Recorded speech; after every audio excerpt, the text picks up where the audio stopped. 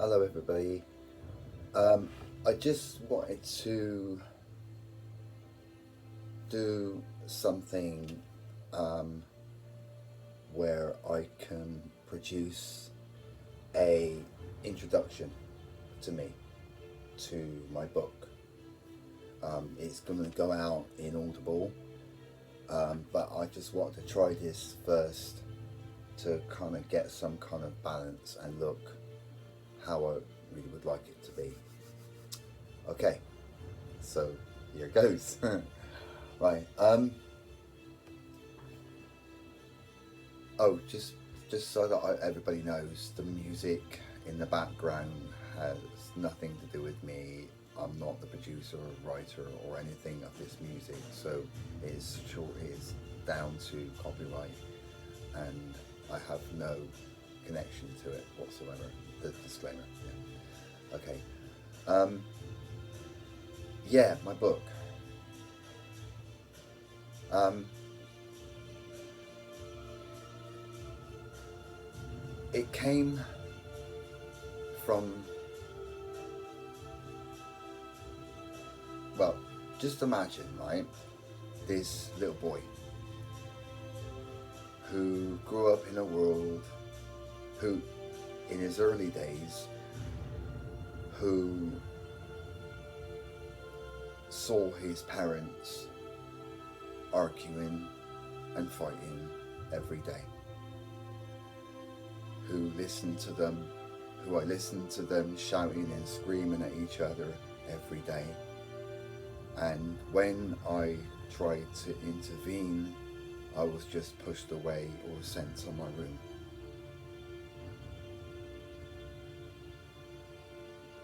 And I always thought that I did something wrong because I always heard my name being mentioned in every argument.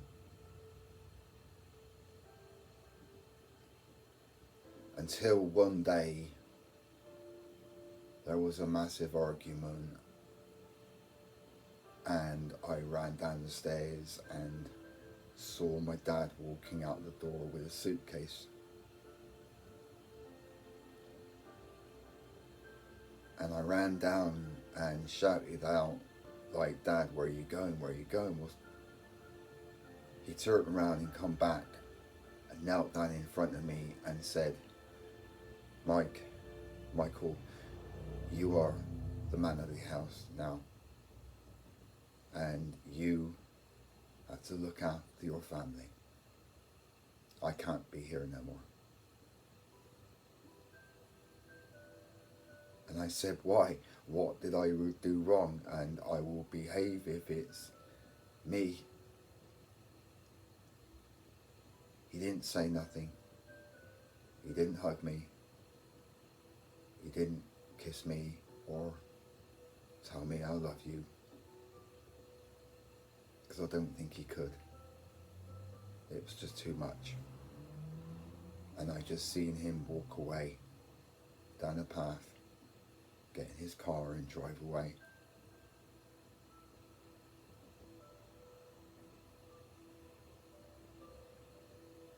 And all I know is that when I went into the living room, my mum was sitting there, emotionless.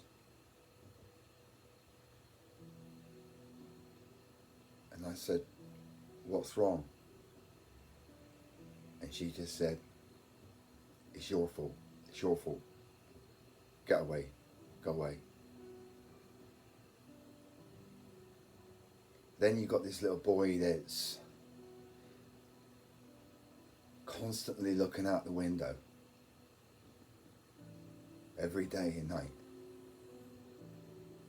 for his dad to come home. But now he's got this extra fear of being alone in this house, because he's not just alone with his mother and his nan and his brother, and the thought that he's got to look after them, which is completely scarier. He's got to deal with everything that's in the house as well.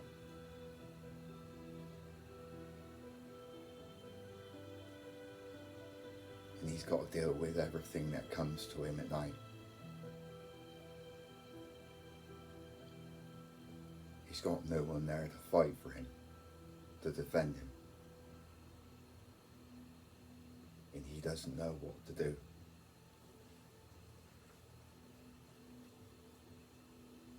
Then he finds his way out, and he hangs around with the older guys, the older friends or people in the park, and he finds a way to forget. He finds a solution to not feel. He finds something that takes away what he sees, takes away what he hears, and takes away how he feels and what he feels.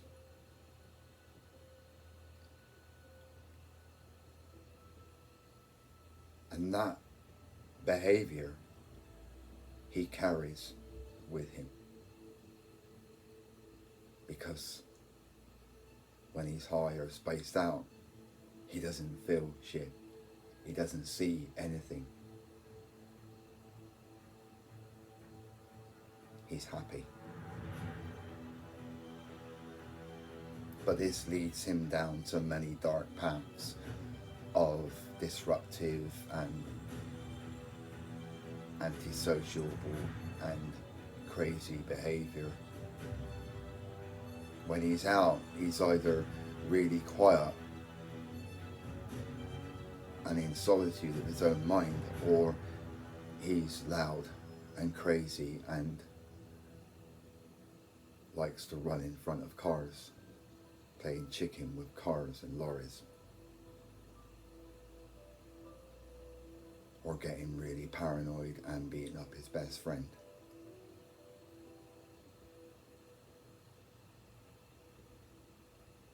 But it's a train of behavior patterns that follow you through your life, because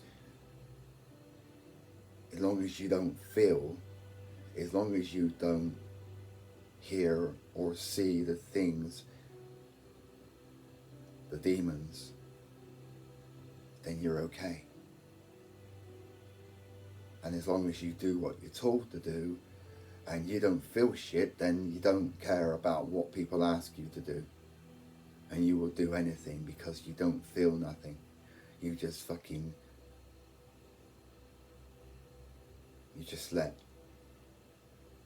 everybody else's thing take over what they want from you or for you to do.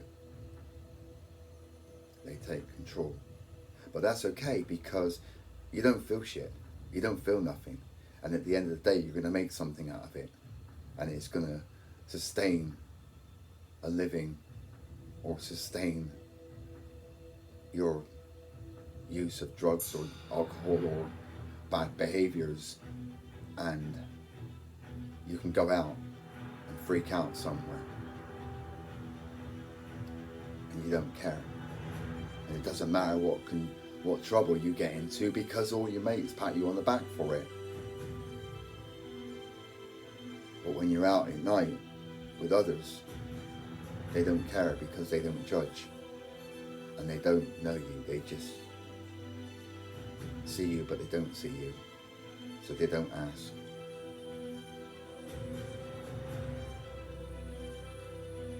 And in work, they ask you to do everything because you're the best at everything. Because you make sure that you are. And you work hard and long. Because the rewards are great. And that was my thing. I worked hard and learned everything I could in order to sustain a reputation as somebody that could do everything, go anywhere, keep his mouth shut, never question, and just do what I'm told. So you don't really care.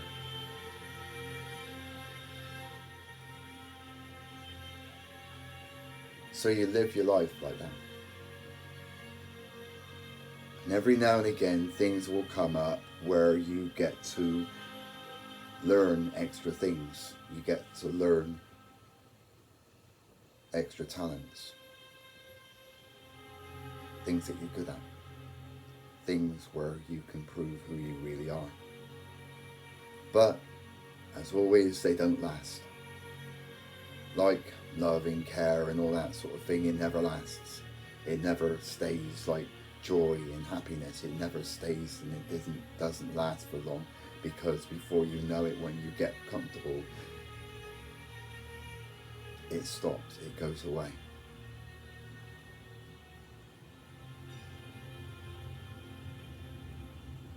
Until one day, very slowly, and without you really noticing what's going on, life starts to ebb away. Things start to go wrong. All the behavior patterns, all the things that you did to stop feeling, all the things that you stopped to having a heart, all the things that you thought you got so quickly, all start to disappear. Like job going, my home going, friends walking away, family disowning, and everything. Until you get to a point, until you get to such point that you end up on the street a few times and you get used to being on the street, because it's like a safe place, because nobody doesn't ask any questions, nobody doesn't care, because we're all there for one reason, that we've had a life once and we've lost it, and now we just got to make do with what we got and what we can get.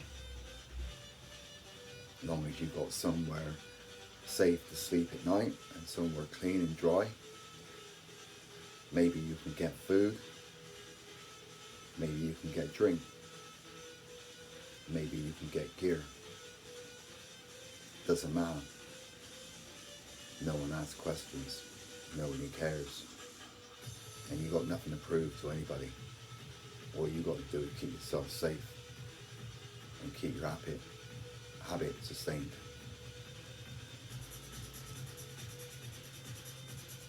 But even that, even that itself just starts to go wrong. Until one day somebody finds you and tells you that you don't belong here. And I'm thinking, oh my God, if I don't belong in normal life, if I don't belong in a family, and if I don't belong in my fucking community, and if I don't belong in here, where else can I go? But there has always been someone or something watching out for me, keeping me safe. And I found some people. No, actually I found someone that fed me, that looked after me, and cared about me, and gave me a chance. But even that didn't last long.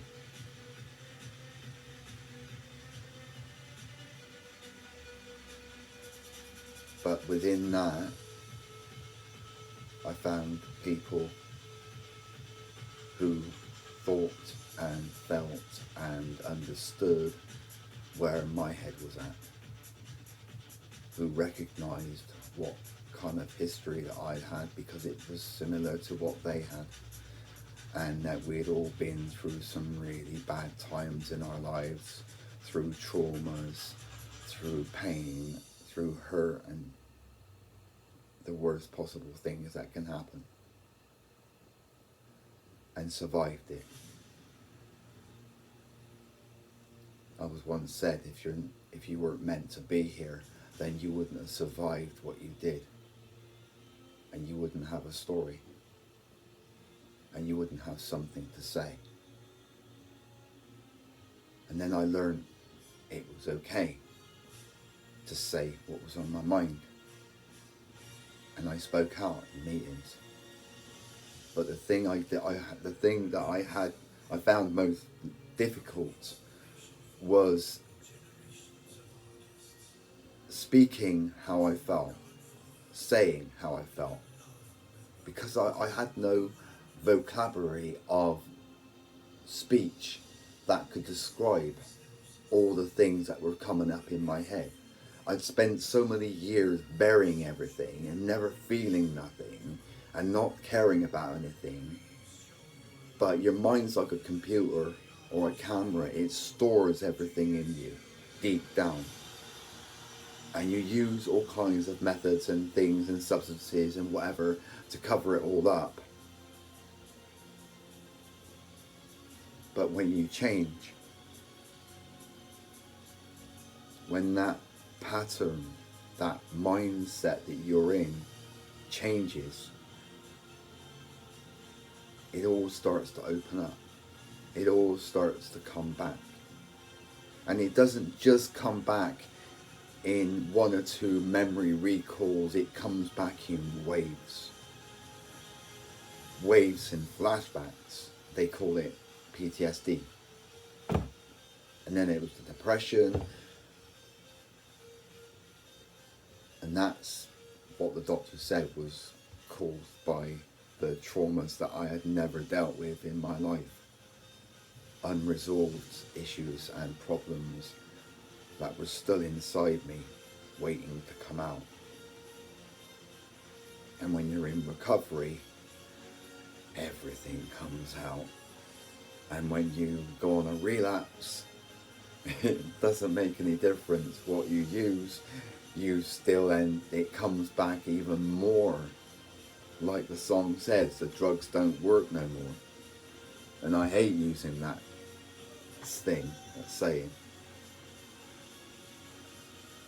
Until you get to a point where it's just too much. You're scared to live. You're scared to be around normal people. You're scared to do anything. Scared to go out into society with people and things and be scared about what you're going to see and what you're going to hear.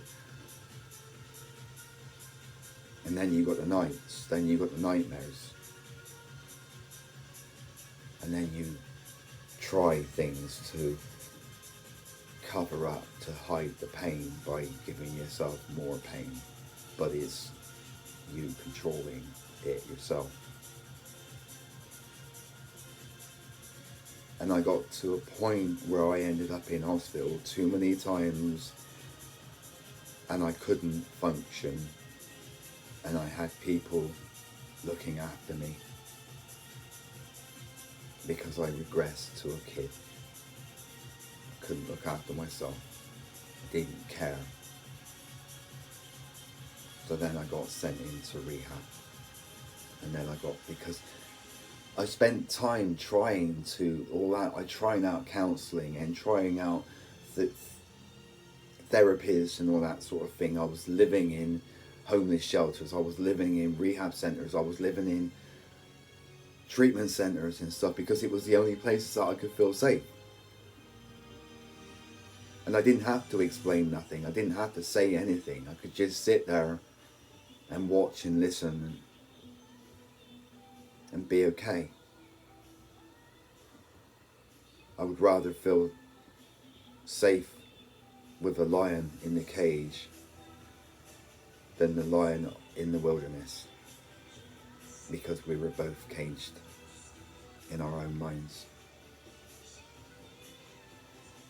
And there's a comfort in that, being with people who understand you and know what you're going through.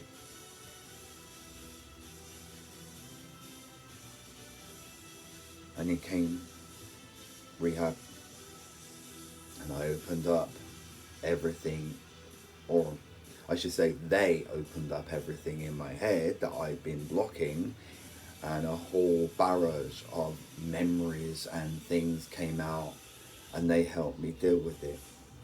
They helped me cope with it. They helped me to understand it and give me the whys and the wherefores and the reasons. But they also gave me the tools to manage it, to live with it, and that it was okay to feel. So I had to learn how to feel again. I had to learn how to function in society. And one of the things that they got us to do was voluntary work. So in voluntary work, I, with other people like me, created a self-help magazine written by the homeless for the homeless. And the people that I was working with knew me, took me in, and I helped people to open up, to find help, to find shelter, to find medical assistance. And in one project that we worked on, I was chosen as a representative of Bristol to go to India. And we worked alongside people who were rebuilding their lives and their homes after losing it. But one day when I was in the gate of India, we walked around in the town for a little bit, and I ended up, like I do, wandering off. And I found myself in this community centre, which didn't have a lot of people in there. Well, not on the outside. Most people were on the outside, inside. But when I was on the outside, I was walking around, and it was a place where you could go and change your clothes, you could have a wash, you could get food, you could get medical assistance. And I wasn't really looking around or taking in what was going on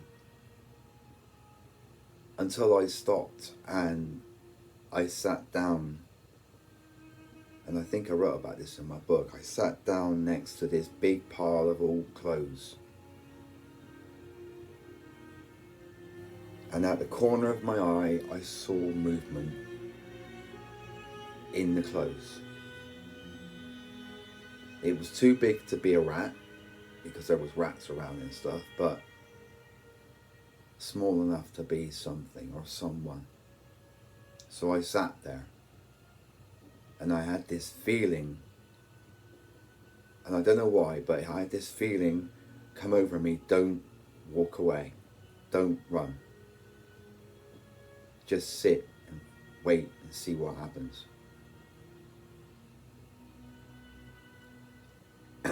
And I was there for about half an hour or so, an hour maybe, and I kept on seeing this movement, and then from the corner of my eye I looked down and I saw this little hand coming out from underneath the clothes, and it was dirty, it had scars on it, it had abrasions and sores and things, but it was a little child's hand.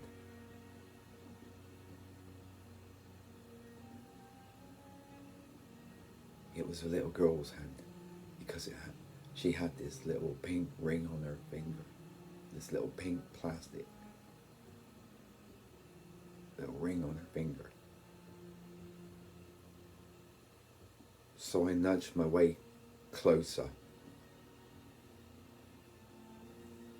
and I sat there still, not moving. And she reached out, and I gently put my hand, laid my hand in her hand. She wrapped her fingers around my fingers.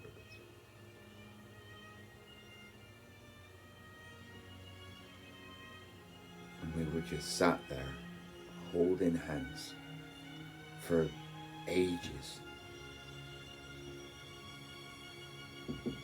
And I looked down and I said, "It's okay. You can come out." And I waited. I said, "It's okay."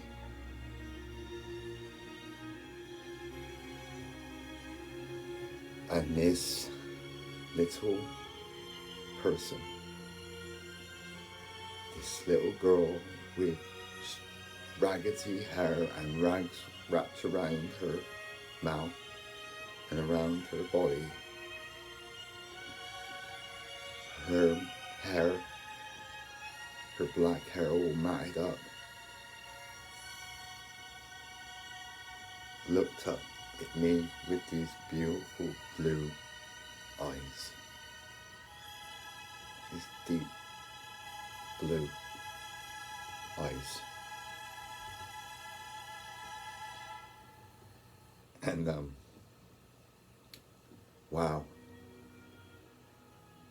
I started to well up, but I thought, no, don't, you might scare her away, don't cry.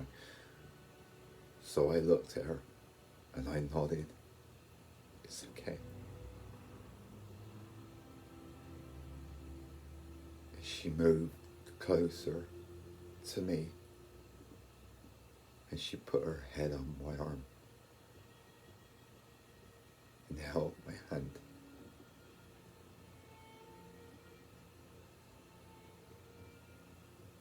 And I could see like tears coming down her cheek. So I got this tissue and just wiped away her tears.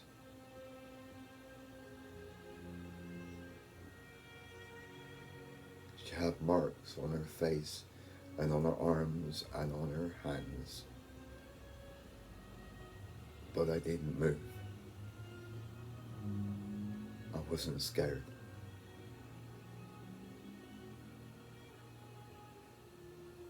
And I sat with her for ages. And she held on my hand and just rested her head on my arm and stayed there.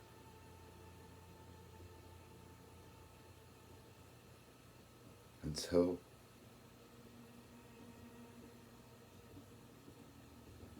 somebody walked past and gave us a wide berth. And I looked at this guy walking by. I don't know who he was, but he kind of cut us about 10 foot away from us, walking around us with his head down. And I looked at this little girl and I shook my head and it's like, whoa, what's the matter with people? And then she raised her head up and looked at me and said, "Thank you. Thank you for staying. Thank you for holding my hand. And thank you for not running away."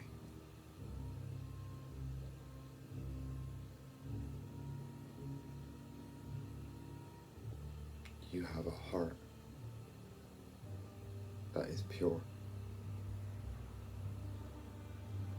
And I freaking welled up like you would not believe.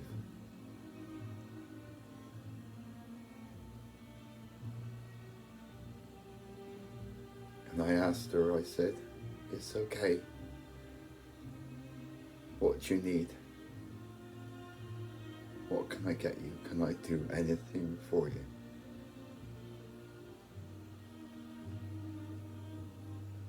And she said, "I'm thirsty."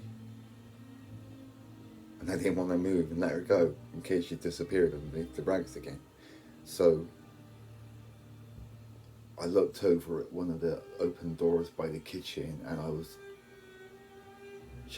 waving at this guy, the thing, I said, like, can you get me a drink for this little girl? Like, and he came out with this big mug of, I think it was juice or something, or I don't know what it was. And he put his scarf around his mouth, and he came over and handed it at arm's length to me, and I took it. And I was just sat there, helping her drink this juice.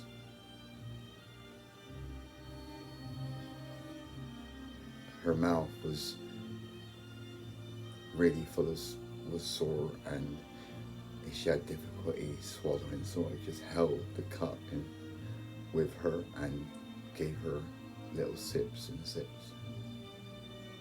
And I stayed with her all afternoon.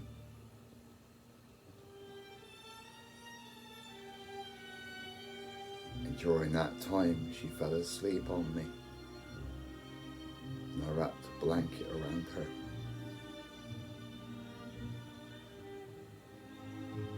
And then someone came over and said, Mike, you have to go now because they're looking for you. And I looked at him, I said, is this little girl going to be okay? She said, yeah, we'll bring her in later and help her. I said, please help her. Anything you need. And I was walking back to the hotel,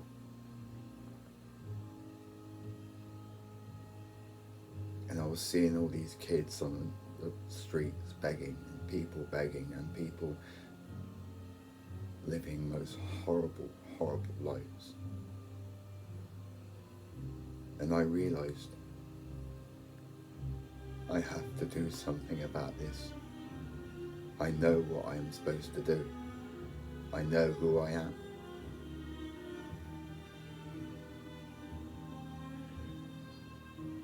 I need to care for these people. I need to be out here where it matters, because I know how they feel to be alone and lost and homeless and living on the street, and to be that vulnerable and that weak. But they're not weak. So when I came back to England, I was, ironically, I was the only one in the entire group that didn't get ill. For 2 weeks, we weren't ill. Well, I wasn't ill, but everybody else was. Everybody caught something. But I was the only one that didn't. And you know, the only thing that made me ill, they gave me a British-made breakfast in this box. And as soon as I ate that, oh my God, I was really, really ill. By the time we got home, my mate had to pick me up and carry me off the bloody, they had to carry me off the plane. And my mate came and collected me, and I was in bed for 2 weeks. It really, I couldn't move. My housemates were stayed with looking after me. But when I got back to the day centre where I was doing the voluntary work, I knew what I had to do, and I wrote as much about it as possible. And I wanted more. I wanted to get out there into the world and share my experience, and realising that what I'd been through in my life prepared me for everything. And I wanted to travel, I wanted to write and share my story and help people. And whichever way my life was going to go, it was going to lead me there somewhere and somehow.